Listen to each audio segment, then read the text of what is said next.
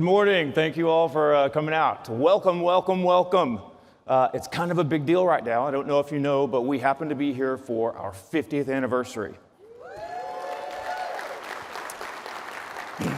In case we haven't met, my name is Corey Wilburn. My day job, I'm the Chief Information Officer at the University of Texas McCombs School of Business, and I have the privilege of serving as your task president. Our intro music this morning is that famous, iconic song from the Bee Gees, and we're playing that because we're vibing on the 1970s. We're vibing on the 70s because 1974 is when this organization was born. That's kind of amazing, right? They say longevity is a sign of success, and we sincerely thank all of our members and leaders who've come in the decades before who brought us forward to this point.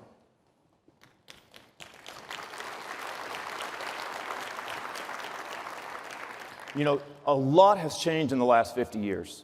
So many things are different. And while TASSCC has evolved as an organization, what hasn't changed are the principles that really drive us forward. You know, we believe that lifelong learning is paramount. We believe that collaborating with one another and exchanging ideas, different perspectives, makes us stronger. We believe that we're better together. We believe that partnerships are what lead to sustained success. 50 years. I mean, wow, that is just amazing. 50 years. That saying, we stand on the shoulders of giants.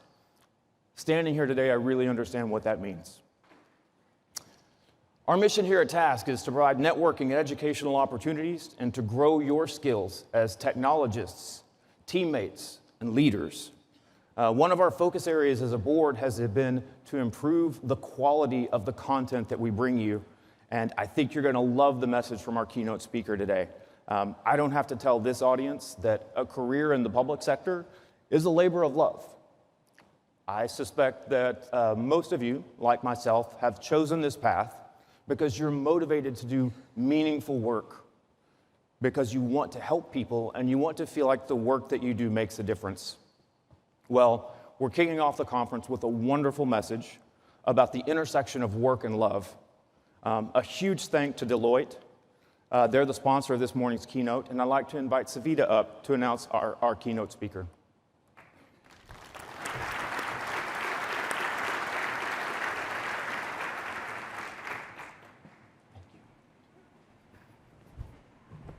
All right. Good morning, everyone. Has everyone woken up yet after the wonderful 70s night yesterday? All right. Maybe our keynote speaker today will wake you all up. I am Savita Raghunathan. I'm a principal with Deloitte. Really excited to be here and introduce our keynote speaker. At Deloitte, we've served Texas on all of your mission-critical projects for many, many years across the advice, implement, and operate spectrum. A few years ago, I remember we were at an event, at a Deloitte event, and I got introduced to StrengthsFinder assessment. And at that time, I did not know that I would get the honor and privilege to introduce Marcus Buckingham, who's the co-creator of StrengthsFinder assessment. A little bit about the speaker today. Marcus is a global researcher and the world's authority on what the most effective leaders and highest performing people do differently. He is the New York Times best-selling author of 2 of the most popular books of all time, has 2 of Harvard Business Review's most circulated industry-changing cover articles, and his strengths assessments have been taken by over 10 million people across the world. Beginning with his first book, which is Break All the Rules, and continuing through his latest book, Love Plus Work, Marcus is known for challenging entrenched preconceptions about achievement to get to the core of what drives success. He's widely considered as the world's leading expert on talent at work. Ladies and gentlemen, please welcome Marcus Buckingham. Guess you wonder where I've been. Thank you. Good morning. To find the love within. How are you this fine day? You good? It's funny, since COVID, I find myself to be a little more nervous in presenting to groups such as yourself, and I've been wondering why, because you look really nice, super friendly, and I think it's because well, I lost my dad right before COVID, and I lost a couple of cousins during it, and it made me feel at the end of it, like life is really short, isn't it? Life's super short. We're here for such a short time. And the nightmare that wakes me up at night is, for whatever reason, is just the idea that you might get to the end of your life and feel like you've contributed maybe a fifth of who you really are. You've got to express maybe a fifth of what's really inside you. And that the people around you have felt a fifth of what you could have contributed. So my hope today, I suppose, and maybe it's why I feel nervous, because it's a big ask, but it's like, I hope I give you something today that you could take away that ensures that by the time you get to the end of your life, you don't feel that sense that you've lived some second-rate version of somebody else's life, that you've actually lived a first-rate version of your own, which is a big task, and we've only got 7 short hours together. So that's a joke. We got like an hour. I know it's a bit up. I suppose that's my note. I hope, yes, I might give you something you didn't know before, but I hope you can take away something that will actually enable you to lead better, not just other people, but lead yourself in such a way that you do feel as though you're living that first-rate version of your own life. In the face of a world which, let's face it, is super confusing and demanding. So that's my aspiration. My background, as Savita said, my focus has always been like, why the heck do we do what we do? Why do we do it? And my focus around that has been psychometrics. Let's measure stuff about humans that's really important, but that you can't count. So how do you measure strengths? How do you measure talents? How do you measure employee engagement? All of us as leaders, we want a super engaged team. Well, how do you know if you're doing that really? How do you measure customer? Like, those are the sorts of things which are super important. How do you measure those? Whatever interests you, for whatever daft reason, that's always intrigued me. How do you measure stuff about the human condition that explains why do we do what we do? And of course, the behaviors we're trying to drive, everyone's a wee bit different, but we're all trying to drive some version of this, aren't we? We're trying to drive productivity. We're trying to understand why some people stay with us despite sort of temptations to leave. We're trying to understand how to do quality work. We're trying to understand how to make sure that our customers are loyal to other people. How do we drive these kinds of outcomes? And although it may vary a wee bit, obviously just state by state, company by company, there's various data right now that would suggest we're not doing a terribly good job of this. We see anxiety and depression at really high levels. We got sort of an epidemic of prescriptions for Adderall and the Xanax to take the edge off the Adderall and the Wellbutrin to lift you up after the Xanax. There's a lot of anxious, stressed people in the world, and we can see it in all sorts of ways. But one of them is trust. 30 years ago, when I started working with the Gallup organization, we started asking people, do you trust? And then we listed a bunch of different institutions. Do you trust big government? Do you trust big tech? Do you trust the media? Do you trust healthcare? Do you trust your schools? Do you trust your churches? Do you trust the military? We asked it over the last 30 years, and although it varies a wee bit, year by year, 2024 was the first year, folks, when of all those different institutions I've just mentioned, not a single one is over 15%. 15. So we're living in a world today where we think that the commanding heights of our world, if you will, the big institutions, we don't trust them anymore. At least a lot of us don't trust them anymore. And there's all sorts of reasons why. You may have your own reasons why, but one of them I would suggest to you is because we don't take seriously the most powerful force in our lives. We don't take seriously the most powerful force in business. And no, I'm not talking about AI, although that's jolly important, totally get it.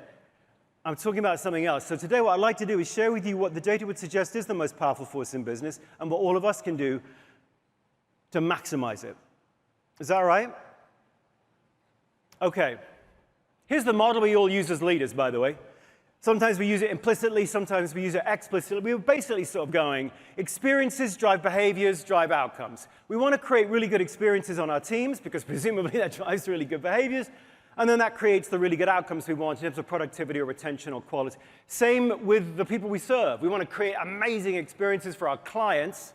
Presumably, they then behave in a way that bonds them to us, and we create the outcomes that we want. This is kind of an explicit or implicit frame of mind that we have. You'd have thought then that if we want really, really positive outcomes, we would study and pay attention to really, really positive experiences. If experiences drive outcomes, we should study the really positive experiences. It's weird. We don't do that very much. What we tend to do is study the below average experiences and try to move them to average, and take the average experiences and move them to above average. Here's one example. This is a retailer. You'd all know exactly who they are. They got 8,000 stores. I'm not going to tell you who they are. But their theory, it's not a radical one, their theory is that if customers, let's say we got customer experience rated on a scale of 1 to 5. By the way, I'm starting with data. If you don't like data, you're at the wrong conference. So we're going to start with data, and then we're going to move to where it leads us. Customer experiences on a scale of 1 to 5, you've got profitability up the y-axis. The theory of the company, not a radical one, is that the more positive the experiences are that we create, the more the customers will return, the more they'll buy more items, advocate other friends and family to come, and so the more profit that particular store should make. And if you take all the dots, these dots are stores, if you take all the dots, then the line of best fit is that red line. Some of you know your stats. That's the line of best fit, and it basically holds true. The more positive the experiences are, the more profitable the store is. Where would you think this company should look if it wanted to build more profitability overall? Where should it start looking for what it could do to build more positive experiences? I put a little arrow up there on the top right, because that's where I thought they would look. I thought you'd go study the top right and go, what the heck is going on in that blue dot at the top right? Let's do more of that. Maybe you thought the same. This company didn't do that. Most companies don't do this. This company went and looked at all the dots clustered in the middle, and they went, wow, if we could just move the 2s to the 3s and the 3s to the 4s, then we could, in aggregate, move everybody to the right. There's that one at the top right, that's like a black swan. That's an outlier. That's just an exception. Forget about that. Let's take the 2s, move them to the 3s, and the 3s to the 4s. And the reason we do that is we think the world works this way. That if you move the 2s to the 3s or the 3s to the 4s, we get about the same amount of performance increase. So if there's an awful lot more 2s and 3s, it just makes sense to move everybody a little bit to the right. Forget about the 5s. There's only about 2 of those anyway. That's why we put the 4s and the 5 together, and we call them top 2 box. Most of you have done that. Probably take top 2 or percent favorable. And our theory becomes move the 2s to the 3s and the 3s to the 4 5s, because there's an awful lot more 2s and 3s than there are 5s. The problem is the world doesn't work this way. If you take a meta-analytic look at all customer or employee experience data of the last 30 years, and you just say, Marcus, just make a graph that shows the link between what employees on my team feel and what they do, or what customers feel and what they do, what does the graph look like? I would tell you it's not linear. It's curvilinear. It looks like that. You move the 2s to the 3s, you make an unhappy employee slightly happier, or you take an average employee in terms of their satisfaction, make them slightly above average. You move nothing, virtually nothing, in terms of productivity or performance or retention or advocacy. Same with customers. You move 2s to 3s and 3s to 4s, there's very little movement in terms of outcomes. It's only when you do something, goodness knows what, that makes employees or customers go 5 that you can predict what the customer's going to do next, or the employee's going to do next. If you take nothing away from the rest of my talk this morning, please remember that when it comes to driving outcomes, you study extreme positives because they're the only thing that drives behavior. Take a mindset here. The extreme positives aren't worth studying because they're nicer or more fun. It's because they're different. And they're different in that they drive human behavior. Here's the reason you study those extreme positives, because you study that dot at the top right, because it's the only thing that really drives behavior. Here's a mindset. And I'm going to draw a couple of comparisons like this as we go through this. A mindset versus a mind move. A mindset isn't wrong. It just keeps you stagnant where you are. A mind move is what flips your brain to allow you to maintain momentum for something better. So I'm going to give you a couple of these. Mindset, mind move. The mindset we have is that 4s and 5s are basically the same. That's why we top 2 box stuff. That's why we percent favorable stuff. And we walk around saying, hey, listen, my percent favorable on this score for my customers, 89.2. Went up a bit from last year, 88.3. The problem for you is that 4s are 3s, not 5s. 4s are 3s, not 5s. Please don't ever, from this point on, please don't ever top 2 box anything, because you're lumping apples with oranges, and oranges predict, apples don't. If you do that, if you go, gosh, the world's curvilinear. How do we predict what people are going to do? Well, we better only look at those 5s, those extreme positive experiences up there. If you do that again and again and again and again, if you go through company after company after company, and you're looking for those blue dots, or very, very, very dark blue dots, maybe even black dots, top right, and you go, what the heck is going on in that store up there? Whether it's what's going on with the customers, what's going on with the employees. If you really push and you go, what is going on in the 5s? Then what you bump into again and again and again is that word. You have employees going, I love that team. I love this part of what I do. I love my manager. I love the company. You have customers going, I can't imagine a world without that company. I love that brand. I love that. And the word you bump into again and again and again is love. And as a repressed British researcher, I wish it wasn't. Because I've missed this for 30 years. What you're supposed to do as a psychometrician, you're supposed to do what's called primary qualitative research. Primary qualitative research is doing focus groups with the dots in the top right, and then you ask questions and you shut up and listen. And what you're supposed to do is when you hear a word or a phrase in a question or in an answer that people give, you take that and you put it into your survey or your assessment. You don't change the word because you don't like it. I kept hearing love, love, love. I love, love, love, love, love. I kept hearing that and I kept changing it to strengths or engagement or joy or passion, all of which are jolly good words. But what people are actually saying when they're in the top right is, I love it. I love my team. I love my colleagues. I love this. They're using that love word, and it's around the world. We've done these studies now in 28 different countries. It's not as though the Japanese mean something different than the Germans or the Scottish when they say the word love. There's something deeply quintessentially human about when you change your experience to saying, I'm going to attach the word love to it.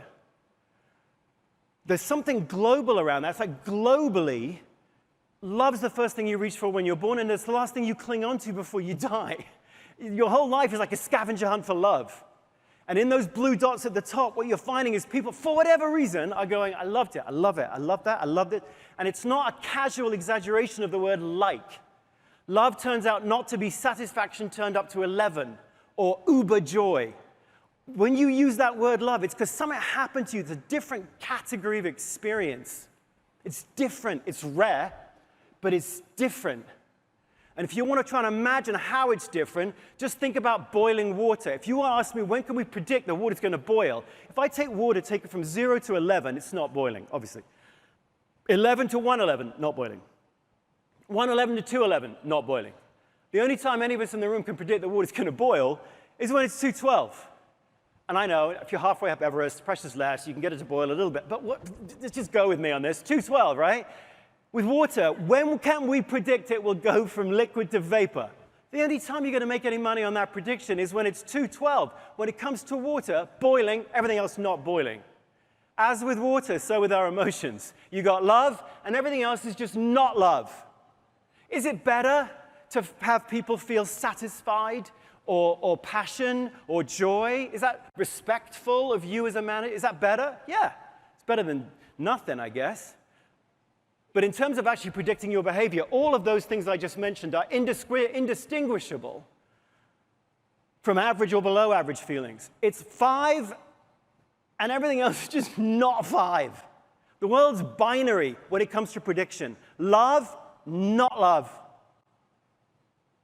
Which I know is a higher bar. I know it's a high bar. But if you actually wanted to look at what drives super productive human behavior, you go, that's the bar we got to look at, otherwise we're not predicting human behavior. We're not creating a positive experience that drives human behavior. We're not. So yeah, it's a higher bar, but when push comes to shove, love is predictive of human behavior. which means love's the most powerful force in business, by far. To put a mindset, mind, move frame on it, it's like love's soft, it's squishy, it's chocolates and kissing in front of the Eiffel Tower. Or love is what you feel for your family, it's not, but yeah, okay, it's not wrong, that's not wrong. But really, when you're pushing it, love's a predictive force. Love is a predictive force. It's the most powerful force in business, and what's weird is we don't have a strategy for it. How bizarre is that? It's the most powerful predictor of all positive, productive customer or employee human behavior. We don't have a strategy for it. We got a strategy for doing things efficiently. We got a strategy for doing things cost effectively. These days, we got a strategy for doing things artificially intelligently, all of which is good. We just don't have a strategy for doing things lovingly. What does that even mean, lovingly?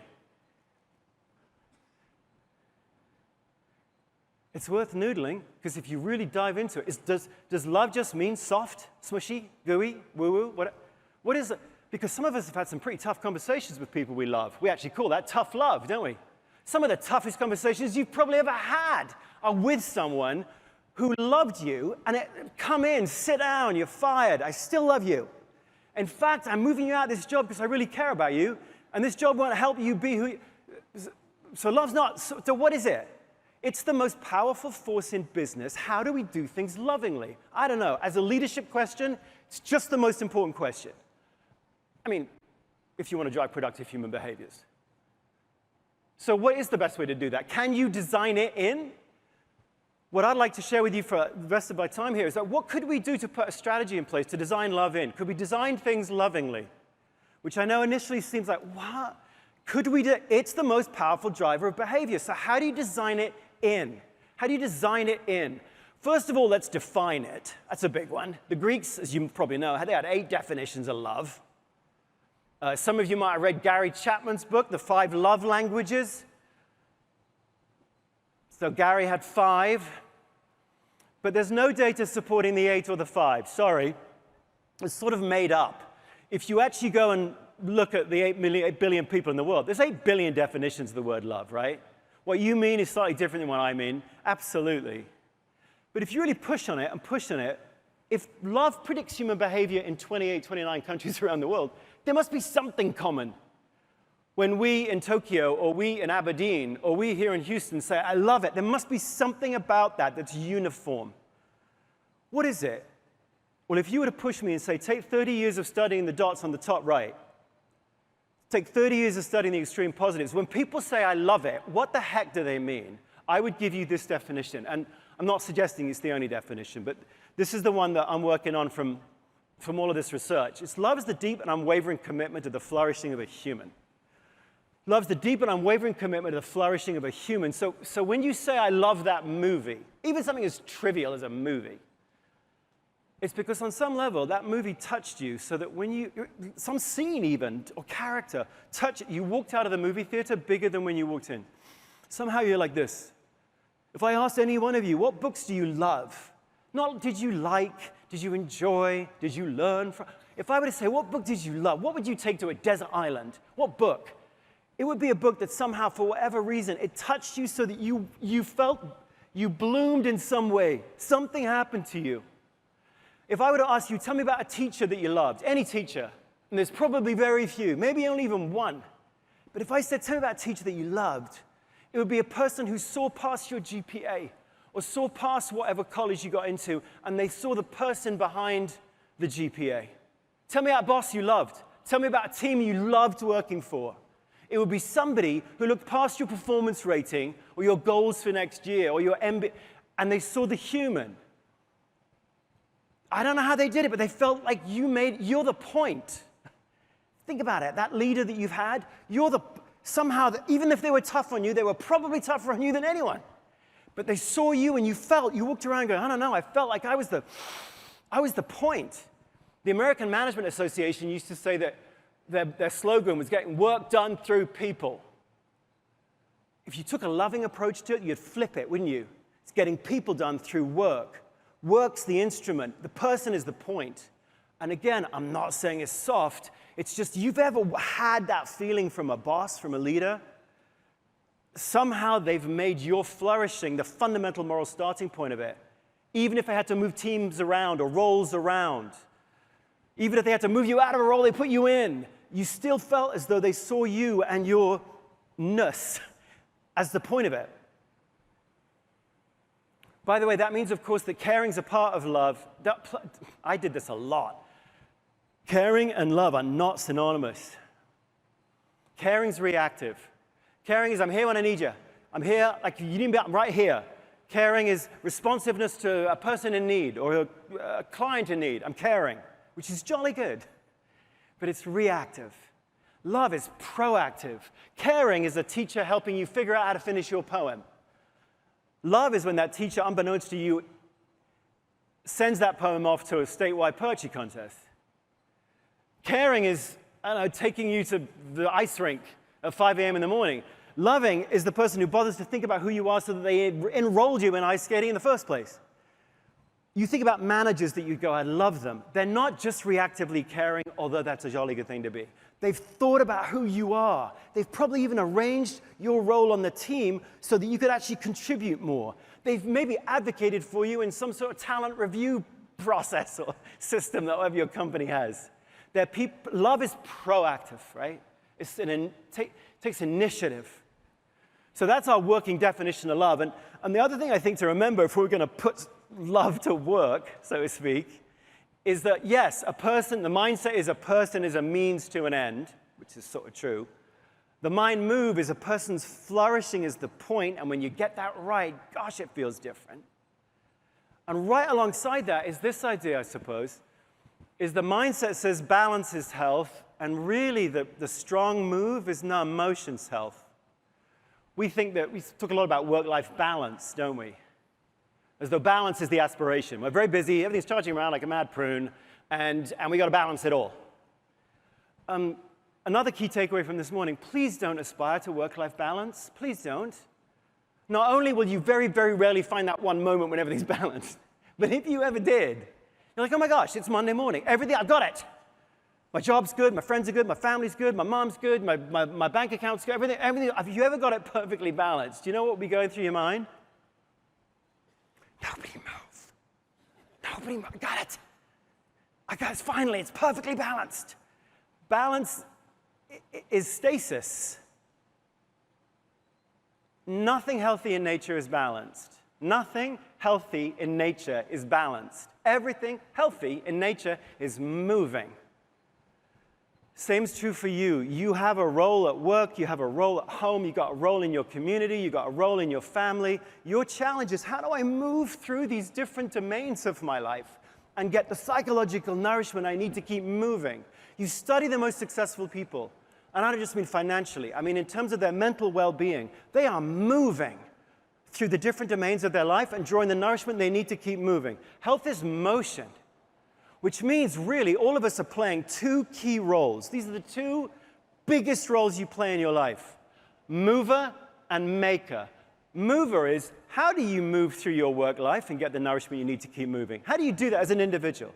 Could you design love in to your own moving through your life as a leader? You might think, well, these roles are interesting, but I've got way bigger roles than that. The leader role I play, the parent role, these are more important. Yeah, but actually, those are sub-roles. If you don't know how to move through all the roles in your life and get the nourishment you need to keep moving, you burn out. That's the definition of burnout. Resilience comes from knowing, how do I move through my own life and get nourished as I move? Maker is, well, you're not just a mover, you're a maker of experiences for others. You're leaders. What's the job of a leader? You're an experience maker. You may not think about it like that, but that's what you are. You're an architect of experiences. Your experiences drive behaviors, drive outcomes. You're an experience maker.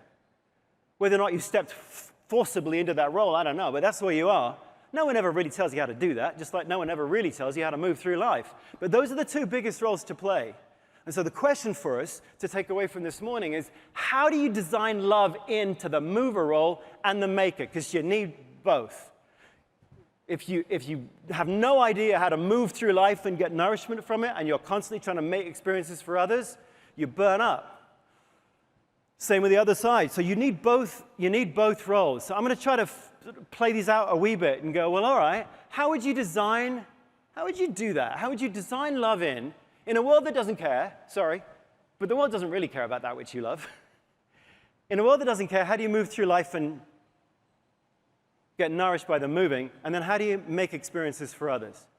And I realize these are deep subjects. I totally get it. But I'm going to try to give you something to walk away with so that you can apply it in your own life. The first mover, if you study the blue dots at the top right of individual super productive people, you study the best in any role and you go, what the heck are they doing? What you don't find is people say, I found a job I love. Top right, blue dots, top right, highly productive people do not say, I love all that I do. In fact, if anyone ever says to you, find a job you love and you'll never have to work a day in your life again, run, run, run away. Run away. There's no data that support that at all. The most effective people do not love all that they do. But they do this, they find the love in what they do. They find the love in what they do. That is so different and so doable. In any job, you look at the blue dots in the top right, they found the love in what they did and they took it seriously. And it's weirdly different for each person. The first job I ever studied while I was at Gallup was hotel housekeepers at Walt Disney World. And when you begin any sort of research, you begin with a focus group. As I said, primary qualitative research. You begin with a focus group. So we had the 8 best housekeepers out of 3,000 odd in this, I think it was the Swan Hotel. And I'm just asking questions of these. They didn't know each other. They sort of knew they were good at their job, but they didn't know each other. Just ask questions about, tell me about your job, tell me about a typical day. And at some point, one of them said, you know what I do? Last thing I do is I vacuum myself out of the room. I love making lines. You walk into 34 opportunities to take a mess and turn it into lines. And once I've made the last line, I jump out and I'm done, and I do it again. And I'm scribbling. And I turn to everyone else and I go, oh, you're all disciplined too? You like the lines? And they look at me and her like we're nuts. And I'm like, oh, well, what do you do? And one of them said, well, the last thing I do is I don't make the lines. The last thing I do is I'll think about what the last thing is that a guest does. And so the first thing I do is I'll lie on the bed and turn on the ceiling fan. And I'm like, why would you do that? Well, the very first thing that a guest does after a long day out in the theme parks is they come and they'll flop down on the bed and they'll turn on the fan. If dust comes off the top of the fan, the guests might think the rest of the room is as dirty as the top of the fan. So I'll flop down on the bed and turn on the ceiling fan. And I'm looking at the standard operating procedure, and it says, thou shalt not lie on the bed. And so I'm looking around, like, OK, so, so you all do, again, like these stares are like, what? I'm like, well, what do you? Someone else says, well, what I do is I make a show for my guests. I'm not a backstage cast member. I'm an onstage cast member. I'm like, what sort of show? I had juggling balls in mind. I didn't know what she was putting, puppet. She goes, no, I just take the fluffy toys the kids leave on the bed and I'll arrange them in a scene. So that Mickey's arms on the remote control, Minnie's arms on an empty French fry container, so that all day long, kids think that Mickey and Minnie hung out in the bed snacking and watching TV. Next day, it's Donald and Goofy dancing on the windowsill. I make a show. Even though in the operating procedure it said, thou shalt not touch any more of the guest possessions than you need to clean the room. They found activities that they love in what they do. Not all of them. Even that's why the first book was called First Break All the Rules, because you study the most successful people in any job. In any job, average is homogeneous. Excellence is idiosyncratic. Some of you as really good leaders, you'll know this. Yes, there are some standard procedures that we need to make sure that everybody does in a job. But if you really look at excellence in any job, they're weird. They've got some weirdness to them where they're doing things like making shows with Mickey and Minnie on the bed when no one tells them to do it. In fact, there are rules saying don't. They find the love in what they do. And it's so specific. How much love do you need in the job? I mean, it's kind of an interesting question, right? How much love do you need? Obviously, it's going to vary a little by every one of you. But there's some data coming out of the Mayo Clinic that suggests that 20% is a good threshold. They were studying burnout in doctors and nurses. And they found that obviously there were some doctors and nurses who didn't burn up. And they studied the heck out of those, which is really good methodology. Studied that, and they found a lot of different things, but one of them was 20% of the activities that they did were what they loved. 20%, just 20%. And it was a threshold. So it wasn't like if you got 40%, you were twice as resilient, or 60%, you were 3 times. It was like, hey, look, get above 20%, you're golden. You get above 20%, and all those productive human behaviors occur. You're more productive, better quality, better health, better resilience, all those 20%, just 20%.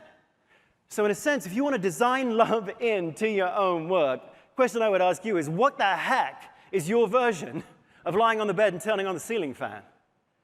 And I ask it because most of us, by the time I get you at your age, you're terrible at talking about what you love.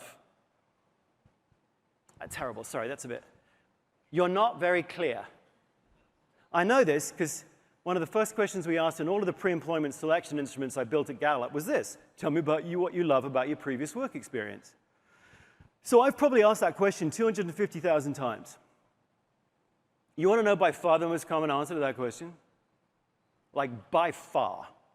Doesn't matter by industry, race, gender, age, nationality.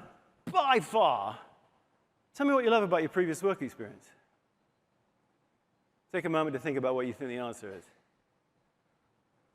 And whatever it is, don't ever say it in the job interview, because everyone's just said it before you. What's by far the most common answer is, I love working with people. I love working with people. Me and people, we're close we are, almost as if I was also a person. I don't know what it is. I'm just tight with people, I am. And that's not a bad answer. It's just vague. Which people? What are you doing with the people? Are you selling to the people, organizing the people, saving the people, taking care of the people, inspiring the people? Give me what are you doing with, to, or for the people? When you're 9, your answer to the question, tell me about the last time an afternoon flew by. When you're 9, your answers are so vivid. Even if you try it with your 9-year-old, if you got one. When you ask a 9-year-old, when was the last time an afternoon flew by? They don't say, when I was working with people. They'll go, even if they say video games, by the way, they don't say video games. They'll say this video game with these friends, with these weapons, at this level. It's so, at 9, you're close to what you love. And then between 9 and by the time I get you, you've been adulterated. And adulterated seems to mean we've increasingly detached what you love from any meaning. And it becomes much more important to talk about GPAs or what's your major, and then to the workplace and what are your goals. Your goals come down from above you. They aren't really yours. They hit you on the head as they sort of cascade. They're called cascaded goals, but they really just mean goals that aren't yours. And so over time, by the time I get you, you've gone from the vivid language of a 9-year-old to see spot run. Most of us just aren't very close to the specificity of that which some of you are. But most of us have become increasingly removed from attaching love to meaning. So if I were to leave you with one thing today, I would suggest to you that what you could do is take your love seriously again. And here's a simple way to do it. Because love is many things, but it's also a decoder of the complexity of you. You have more synaptic connections in your brain than there are plants or sort of stars, planets in 5,000 Milky Ways. And that's not hyperbole. That's like just how bizarre you are, how unique you are. So imagine you wake up on a day like Monday today. We often think that our day is our enemy, kind of. We got a rollover from yesterday of our to-do list. We got to get through the day. That's actually the language we use, isn't it? Get through the day. Try and I'm not saying that's not real, but try and also flip that a wee bit and imagine your day is your smartest and wisest friend. Imagine, too, that the day isn't a day, 24 hours. It's thousands of different actions and interactions and situations and activities, every one of which, and no one tells you this, even if you took a little bit of individual different psychology in school, no one tells you that activities themselves have energy in them. Every one of those housekeepers, one of them liked making lines, one of them liked lying on the bed, one of them loved making activities themselves have energy in them. And every single one of us get energy from different activities. If you wanted to have a different approach to your own life, just imagine that what your day is doing. Imagine all those activities are threads. Imagine your day's a fabric, many, many threads. An email, a conversation, a phone call, an initiative, a decision. You got 1,000 different threads every day, some of which are pretty emotionally neutral. You just got to do them. They're black, they're green, they're gray, they're white, whatever. Just do them. But some of the threads are red. Some of the threads are red. You have red threads. You have activities. If you want to know the clues to a red thread, before you do it, you kind of weirdly want to do it. Positive anticipation. While you're doing it, time speeds up. What the positive psychologist Mike Csikszentmihalyi called flow. You think you've been doing it for 5 minutes, but you look up, an hour's whipped by. You know what I mean by that. When you're done with it, you kind of weirdly want to do it again. Maybe not immediately, but you're not drunk. You're like this. 3 great clues to a red thread. Before you do it, you look forward to it. While you're doing it, time flies by. When you're done with it, you kind of want to do it again. What I have to tell you is the most successful people wake up every day and go, what are the red threads I'm going to weave today? Where are they today? Not to make them happier, but if you think about it, if I could have that slide up here for one sec, it's because love's a precursor to contribution. When you're doing an activity that's a red thread, you're smarter. We know this. You have elevated levels of norepinephrine, serotonin, oxytocin, anandamide, all of which seem to open your brain up to let in more input, more collaboration, more innovation, more creativity. Your brain on love is smarter. So I'm not telling you to weave those red threads because it makes you feel better, although it probably does make you feel better. I'm saying it because it's a precursor to work. It's not love and love. It's love and work and love and work and love and work. And when you look at the blue dots in the top right, they've done that. You have to do that too. Because the other thing about a red thread is that everybody else in your life is colorblind to yours. No one knows what your red threads are. If I know your race, your gender, your age, your nationality, I have no idea what your red threads are. For those of you with siblings, you'll know this. Why are your sister or your brother so different from you in terms of what they lean into, what they lean out of, what they find easy, what they find hard? Why? Because their red threads are really different than yours. The only person who knows what your red threads are is you. So if you want to design love in as you move through your life, what are the red threads for you as a mom? What are the red threads for you as a friend? What are the red threads for you as a leader? Because when we look at you, we can see it. We do not expect you to be perfect. We do expect you to know what are the particular activities that you love. Because when you're doing them, we follow you. Why? Because you're more predictable. We want to be able to predict what you're going to be like around the corner. When you're in an activity that's a red thread of yours, I promise you, we can sort of see you're in flow. You look different. You sound different. You cease being Franken leader, which frankly is a bit scary, and you become in flow. You look at the Olympics these last few days, you can see when people are in flow. We can't even articulate it, but it's like that. Well, the same is true for you. Please, if take nothing else from today, imagine that you have red threads every day, and your day is waking up with you every morning and going, is this thread red? Is this thread red? Is this thread red? Is this thread red? Is this? And what you don't need, as the Mayo Clinic research showed, is you don't need a red quilt. You need 20% red threads. But if you don't look for them, the world won't help you. That's why feedback can sometimes be so pernicious. I know we're supposed to make a god of feedback, but so often feedback turns into, well, you'd be so much better at your job if only you were more like me. Yeah, I'm not like you. My red threads are different than yours. Even people in the same job, as I showed you with the housekeepers, they have such different red threads. Some of you know this so deeply.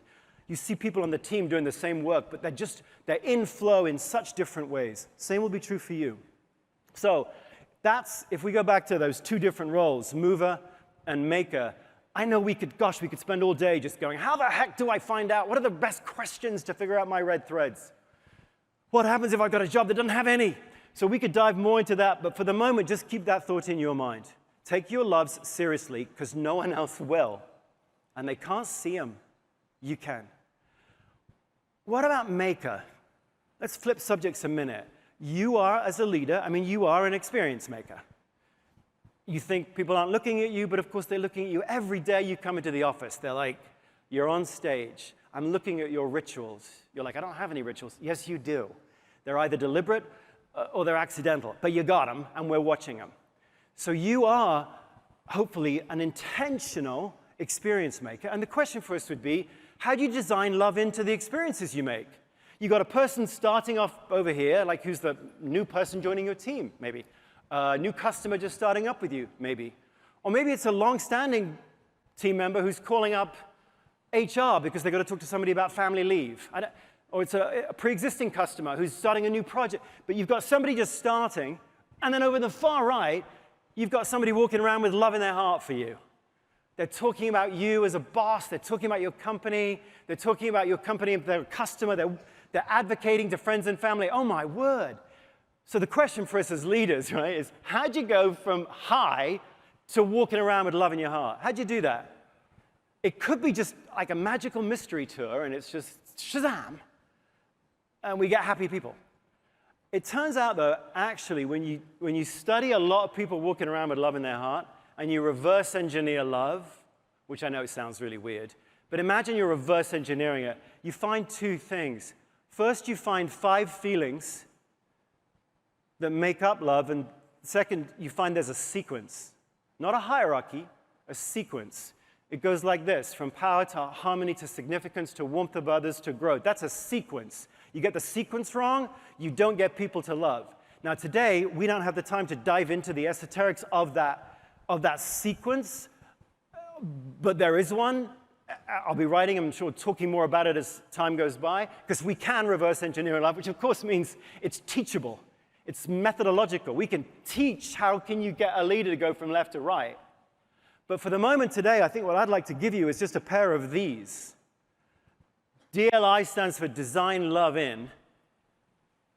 And these are specs. In Britain, we call goggles, glasses, right? Spectacles. So these are DLI specs. I hope that from the moment you leave here, you never take these off. Because a DLI spec, what it does is it just breaks the world into 2, loving and unloving, loving and unloving. You put them on and you can start to see the particular things we do as leaders that are unloving and the things we do that are loving. And that doesn't mean we shouldn't do some unloving things, but let's call it what it is. And then perhaps, if we want to move people to productive action, perhaps we can mitigate some of the unloving stuff. So you put these specs on and you can suddenly see where we live in the world. Obviously, we don't want to live on the far left. We don't want exploitative experiences.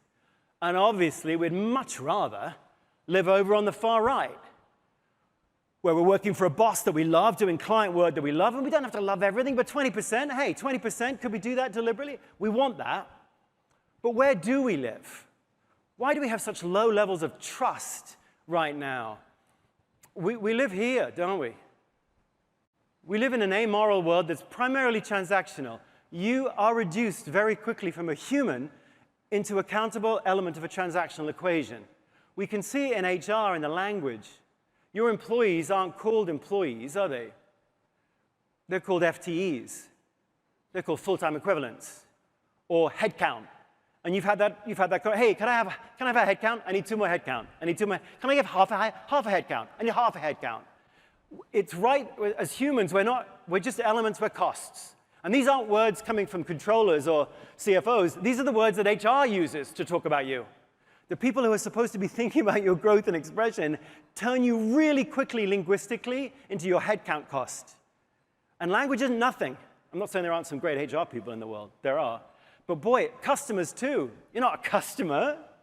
You're your average basket size or your lifetime customer value. Very quickly, we get reduced from humans who want to be taken care of, who want to have someone create a loving experience, into an amoral element of a transactional equation. That's why the world feels so weird.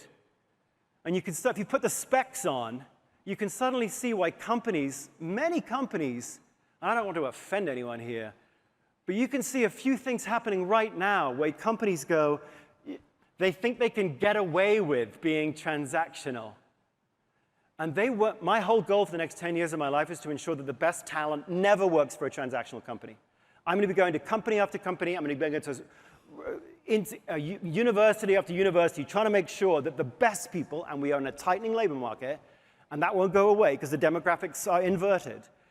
The best people are walking away from the transactional world and walking into a loving one, demanding that leaders know what that is. Because if you put the specs on, you can split the world into loving and unloving. And the question for all of us as leaders is, what will we be prepared to accept in the world? Here's a couple of examples of unloving stuff that we might have to do, but let's call it unloving and then figure out ways to mitigate it. Here's the first one. Hopefully you can see that at the back. If you can't, it says handoffs.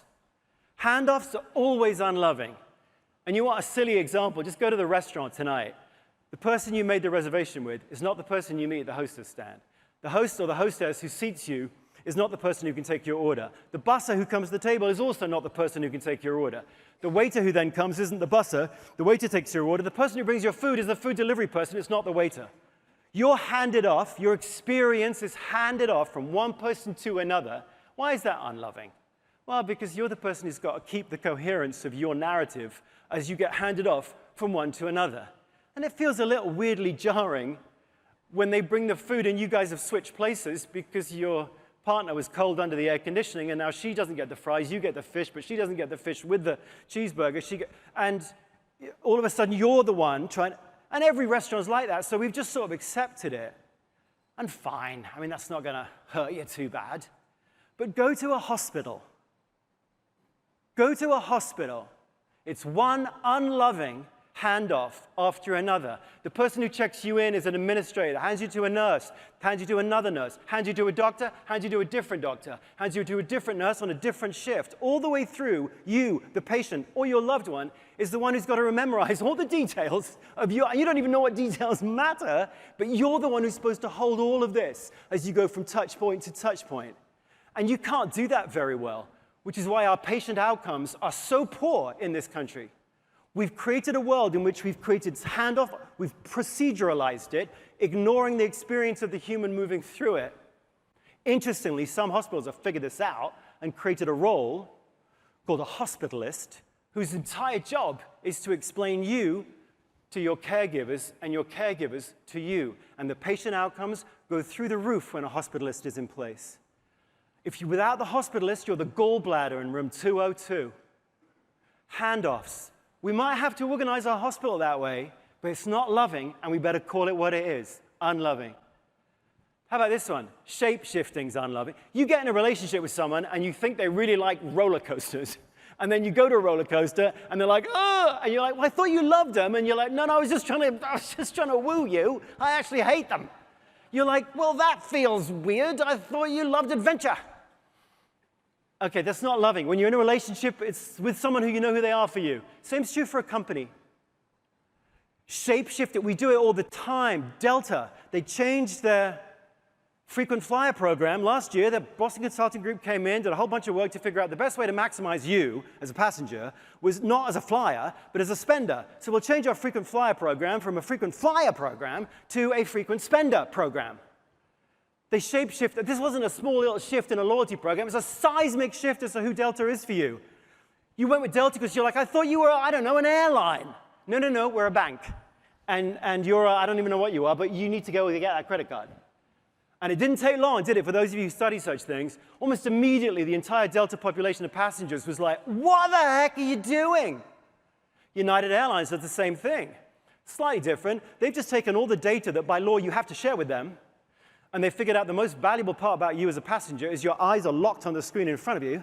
So they've taken one thing you can't control, namely where you're staring, with another thing you can't control, namely what you share, and they've turned it into what they call an ad-enabled travel tech marketing program. And for us as customers, we're like, yeah, but I thought I was a passenger. No, you're a data point. Which, by the way, you can do that. You better have an experience underpinning it that is loving. You better have thought. I mean, a strategy isn't deciding that you're going to do that, United. A strategy is an experience design. If you have an investment decision that perhaps will lead to a return on investment, that's an investment decision. You better have a strategy underpinning it. Take Southwest Airlines last week. What did they do? They took a unique experience, which is standing in line, non-assigned seats, which you might not like as an experience. That's fine. But I do, for whatever reason, and it's vivid and it's clear. I know exactly what I'm getting. We have a chance to sort of talk to one another in the line, the passengers. Sometimes it's great, sometimes it's not so great, but it's a definite experience. I know what to expect. It's an opportunity for the Southwest person to talk to me. It's like it's an experience. If you want to ditch that, Southwest, so that you become more like Frontier or Spirit, Godspeed. But you better have an experiential replacement for the experience I'm getting. Strategy is experience design. If you don't understand experience design, please don't call yourself a strategist. I bet Southwest hasn't had those conversations. because they don't think experience design matters. And yet it does. Here's another one, large spans of control. That's unloving. You know what the average nurse supervisor to nurse ratio is in a hospital? It's 1 to 60. Okay, that poor nurse supervisor can't see the whole human, can't help that human flourish, can't help that human process a tough conversation yesterday with a doctor that they may have had, can't help them process a particularly difficult patient that they might. That poor nurse supervisor often doesn't even know the name of those 60 people. She can't, or he can't. It's too many of them. 1 to 60 works on a balance sheet. It does not work for humans. Let's call it what it is. That's unloving. Doesn't mean we shouldn't do it.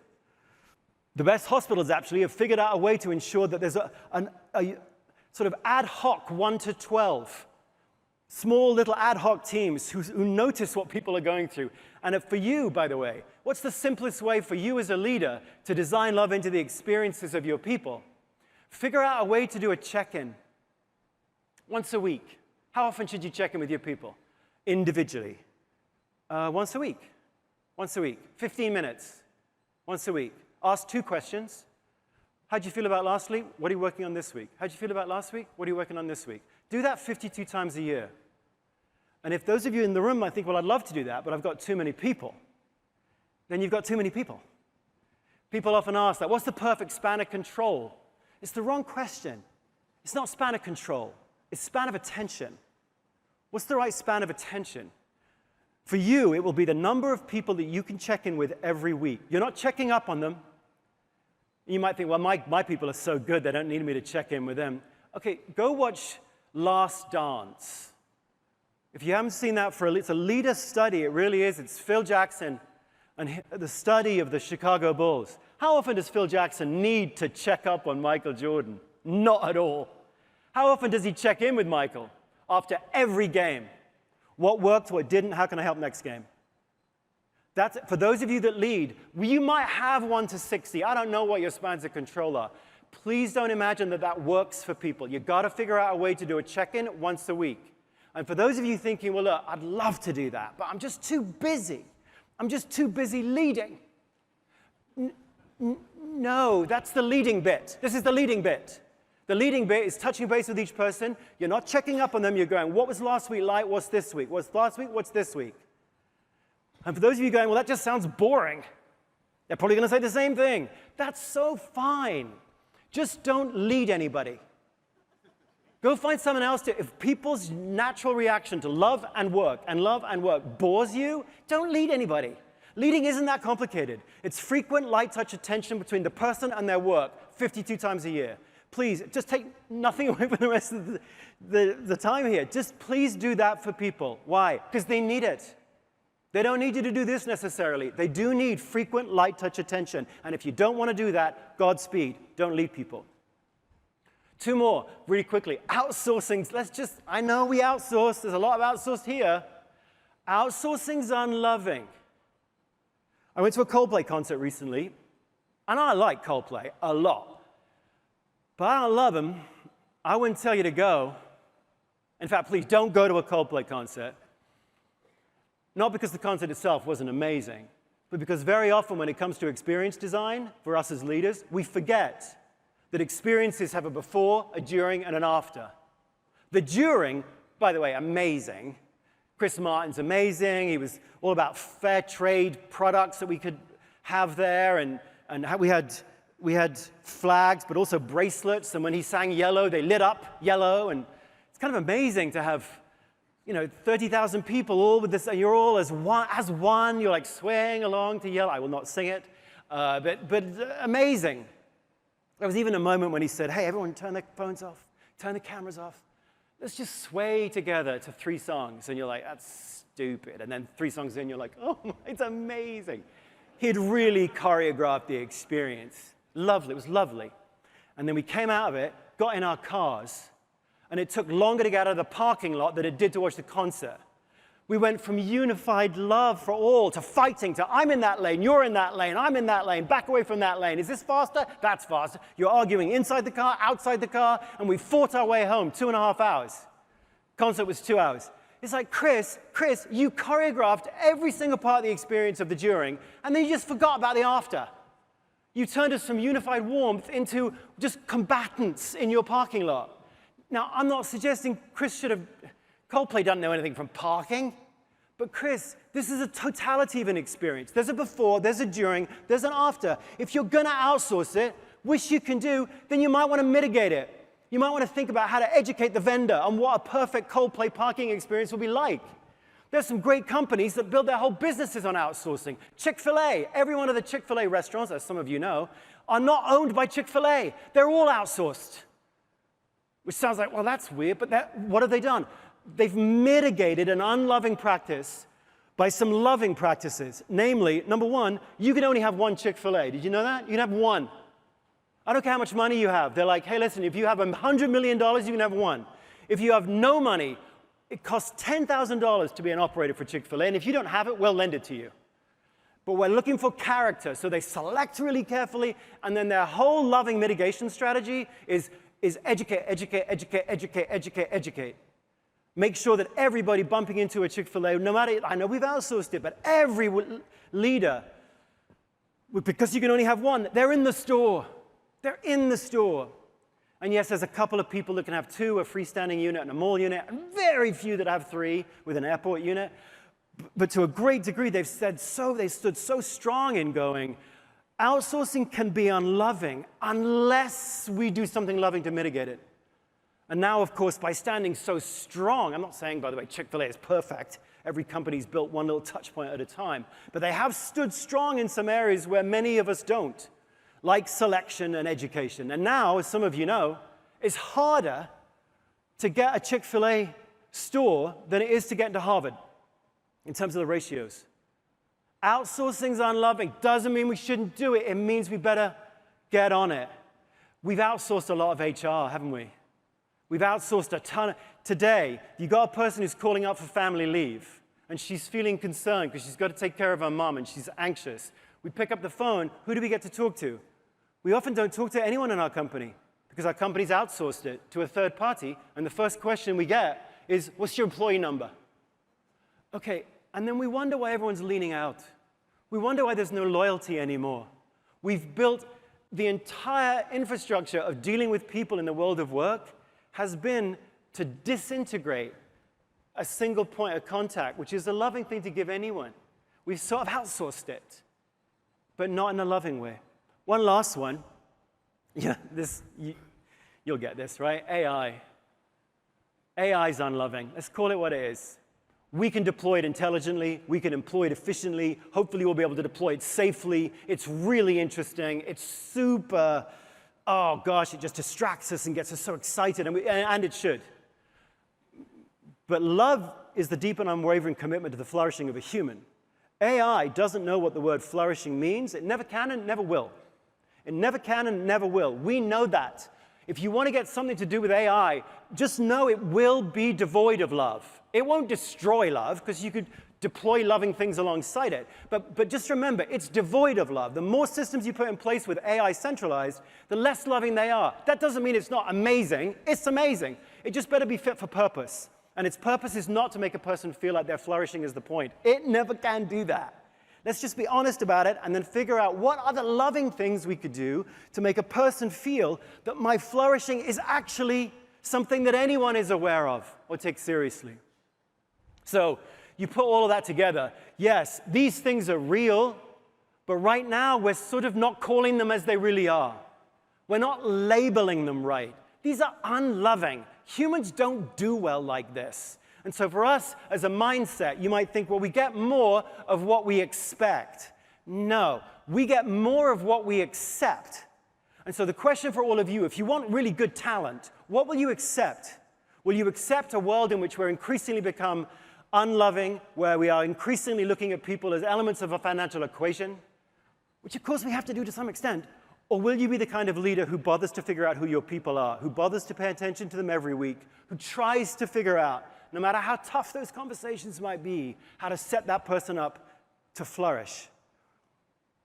That's really what I wanted to share with you today. And I suppose my final sort of thought to leave you with is that love isn't really magic. This is a quote from Pablo Neruda, probably the best love poet in the last 100 years. He says, "Love is born in savoring. If you don't savor your red threads, no one else will.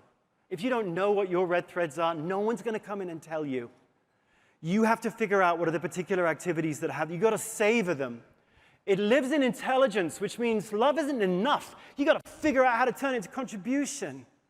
Love isn't a thing on the wall. It's like a precursor to contribution. How do you do that? It's hard. I know it's hard. It lives in your intelligence. And it doesn't die from being killed. Love dies from neglect.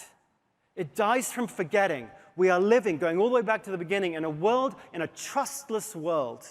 Less than 15% of people saying they're trusting these large organizations because we're living in an increasingly loveless world. We haven't taken seriously the most powerful force in life and in business. And it starts in school, and it perpetuates all the way through to the teams that we build. I'm not suggesting we should all be woo-woo. I am suggesting that if you want to have a strategy, you got to figure out how to design love in. Because, yeah, we want you to believe in yourself. We want you to believe in your teams. We want you to believe in your clients. But most of all, and not to sound too simplistic, we need you to believe in love. And I hope that this morning I've given you perhaps some data and some insights, maybe even some actions of what you can do to truly believe in love. That's all I wanted to share. Thank you so much.